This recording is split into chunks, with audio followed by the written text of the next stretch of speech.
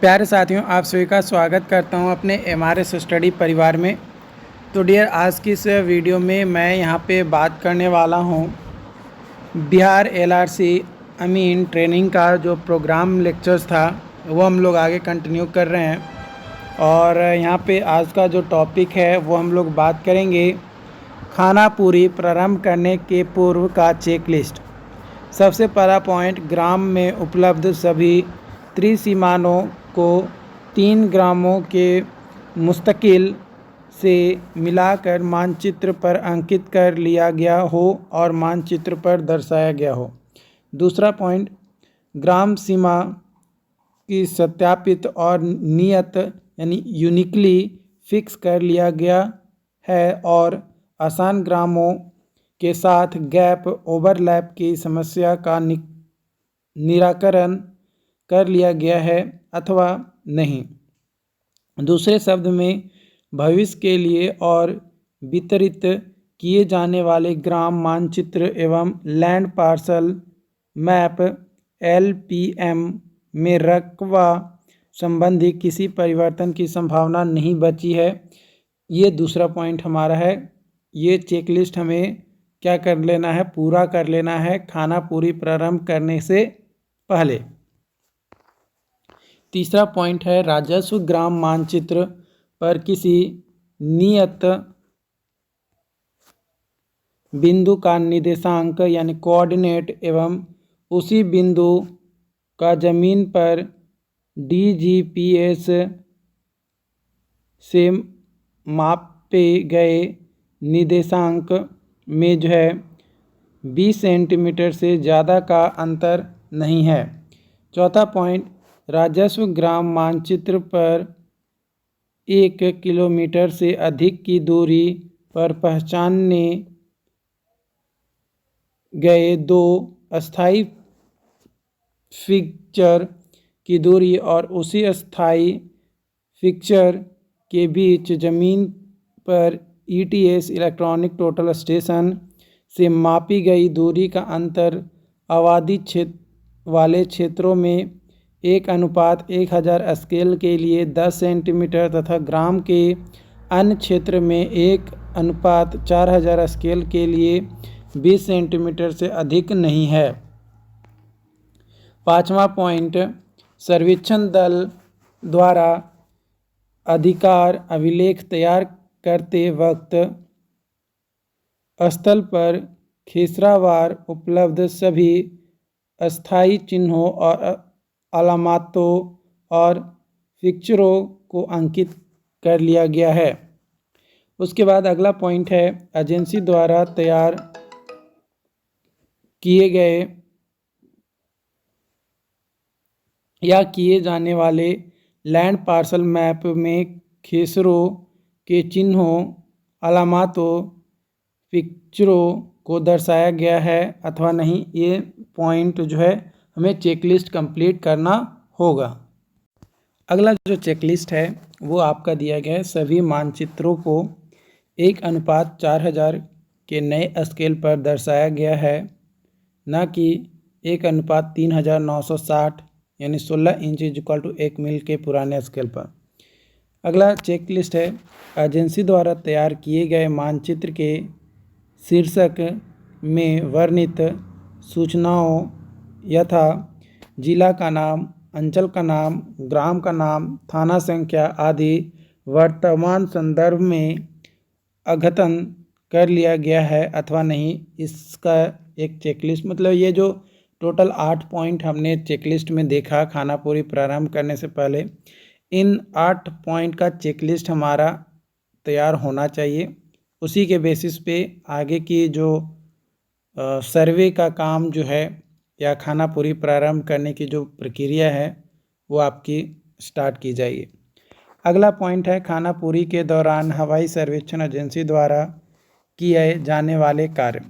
पहला कार्य है, एजेंसी द्वारा सरजमीन के अनुसार दिए गए मानचित्र में सर्वेक्षण पदाधिकारी द्वारा संशोधन के पश्चात एजेंसी मानचित्र में सुधार करेगा तथा उक्त संशोधित मानचित्र खानापूरी हेतु शिविर कार्यालय को हस्तगत कराई जाएगी 1:4000 के अनुसार। दूसरा पॉइंट दिया गया किश्तवार पूर्ण होने पर उपलब्ध मानचित्र के आधार पर हवाई सर्वेक्षण एजेंसी द्वारा पेरेंट्स चाइल्ड रिलेशंस की विवरणी वित्त प्रपत्र में जो है सॉफ्ट कॉपी में शिविर प्रभारी को जो है समर्पित किया जाएगा। अगला पॉइंट दिया गया कि अधिकार अभिलेख तैयार करते समय संबंधित खेसरा पर स्थल सत्यापन में पाए गए उपलब्ध सभी अस्थायी चिन्हों अलामतों और पिक्चरों को अंकित किया जाएगा। अगला पॉइंट है हमारा यहाँ पे जो कि जानना है वो है खानापुरी के दौरान हवाई सर्वेक्षण एजेंसी का दायित्व और खानापुरी दल के साथ समन्वय। जो खानापुरी के दौरान हवाई सर्वेक्षण एजेंसी का जो दायित्व है उसके बारे में बात करेंगे और खानापुरी दल के साथ समन्वय क्या है। पहला, बंदोबस्त कार्यालय द्वारा उपलब्ध कराए गए ग्रामवार एवं अंचलवार कार्य योजना के आलोक में हवाई सर्वेक्षण एजेंसी आवश्यकता अनुसार ईटीएस और डीजीपीएस एवं ऑपरेटर उपलब्ध कराएंगे। तो ये जो है बंदोबस्त कार्यालय द्वारा जो है उपलब्ध कराया जाता है ईटीएस का मतलब होता है इलेक्ट्रॉनिक टोटल स्टेशन, है ना, इलेक्ट्रॉनिक टोटल स्टेशन, और डीजीपीएस और ऑपरेटर उपलब्ध जो है कराएगा। उसके बाद अगला जो पॉइंट है वो बताता है आपका कि फील्ड अपडेट के बाद खानापुरी प्रारंभ करने हेतु प्रत्येक स्तर पर जो राजस्व ग्राम है का जो अनुपात है 1:4000 पर तथा आबादी क्षेत्रों का 1:1000 पर मानचित्र यानी हार्ड कॉपी में समर्पित, मतलब उस पर दर्शाया जाता है, जो कि एजेंसी मानचित्र के साथ खेसरावार पेरेंट चाइल्ड रकबा विवरणी भी देंगे, जो कि सॉफ्ट कॉपी में ये चीज़ें जो है आपका दिया जाता है। उसके बाद अगला पॉइंट यहाँ पे जो खानापुरी का जो दायित्व है हवाई सर्वेक्षण का वो है आपका अमीन या सर्वेक्षण कर्मी द्वारा ज़मीनी हकीकत के अनुसार खेसरावार किए गए परिवर्तनों को मानचित्र को जो भी है ना, मानचित्र में जो भी परिवर्तन हुए चेंजेस हुए उसको जो है सॉफ्ट कॉपी में समाविष्ट करना, मतलब उसको सॉफ्ट कॉपी में इनपुट करना, ये काम होता है अमीन का या सर्वेक्षण जो कर्मी होता है उसका। खानापुरी प्रक्रम में अमीन या सर्वेक्षण कर्मी द्वारा संशोधित मानचित्र एवं तद अनुसार रकबा विवरणी अंतिम रूप से निर्धारित हो जाने के बाद हवाई सर्वेक्षण एजेंसी मानचित्र जो कि हार्ड कॉपी में, रकबा विवरणी सॉफ्ट कॉपी में तद अनुसार सर्वेक्षण शिविर में समर्पित किया जाएगा। उसके बाद अगला पॉइंट यहाँ पे दिया गया है जो कि बताया जा रहा है कि हवाई सर्वेक्षण एजेंसी शिविर प्रभारी से अधिकार अभिलेख इंटर ऑपरेबल डिजिटल फॉर्मेट में जो है प्राप्त करेगी तथा मानचित्र के खेसरों के साथ उसे समेकित करेगी, जो कि स्पेशियल और टेक्सचुरल इंटीग्रेशन जो है आपका होता है। तद अनुसार एलपीएम, जिसका एलपीएम का फुल फॉर्म होता है लैंड पार्सेल मैप, क्या होता है लैंड पार्सेल मैप, जो कि निर्मित करेगी, और कोड जो हार्ड कॉपी होता है वो वितरित करेगी तथा सॉफ्ट कॉपी जो होता है वो सर्वेक्षण शिविर प्रभारी को समर्पित किया जाता है, मतलब उसको दिया जाता है। जो हवाई सर्वेक्षण एजेंसी होता है द्वारा प्रपत्र 8 में आक्षेप रहने की स्थिति में अभियुक्त कॉलम में केवल हाँ या वाद्य संख्या अंकित की जाएगी। अगला जो पॉइंट है वो यहाँ पे बताता है कि जो एजेंसी प्रारूप प्रकाशनार्थ मानचित्र की स्वच्छ हार्ड कॉपी विहित टेम्पलेट में शिविर प्रभारी को जो है समर्पित करेगी। अब अगला जो हमारा मेन पॉइंट है वो है खानापुरी अधिकार अभिलेख प्रारूप प्रकाशन के पश्चात हवाई सर्वेक्षण एजेंसी द्वारा किए जाने वाले कार्य, कौन कौन से कार्य किए जाते हैं।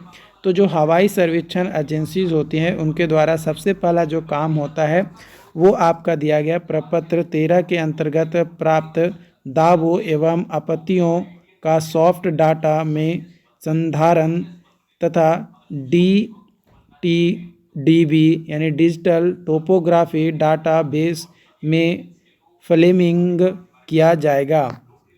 उसके बाद अगला जो पॉइंट इसमें दर्शाता है वो ये कहता है कि विसृति के पूर्व फील्ड से आने वाले मानचित्र सह अधिकार अभिलेख के समस्त संशोधनों को जो है संपन्न कर लिया जाएगा।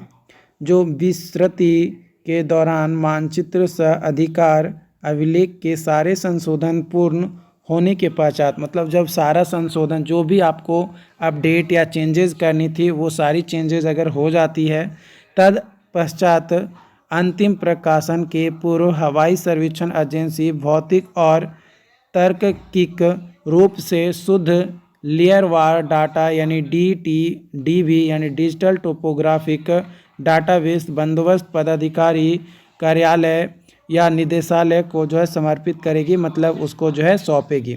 तो डियर आज का जो चैप्टर्स था हमारा चैप्टर नंबर 5, वो अपना चैप्टर नंबर 5 जो है आपका कंप्लीट होता है। और अगर आज की वीडियो आपको पसंद आई हो तो लाइक ज़रूर करें और अपने दोस्तों के साथ शेयर करें और अपने दोस्तों को भी बताएं कि हमारे चैनल पे आपका जो ट्रेनिंग प्रोग्राम है वो प्रॉपर तरीके से आपको जो है दिया जा रहा है। तो उस प्रोग्राम को ज्वाइन करें और अपनी जो भी चीज़ें हैं, जो भी बेनिफिट्स यहाँ से हैं वो प्राप्त कर सकें। बाकी जो भी अपडेट्स होंगे आप लोगों के साथ आगे की और भी वीडियोज़ में आपको मिलता रहेगा। Thank you.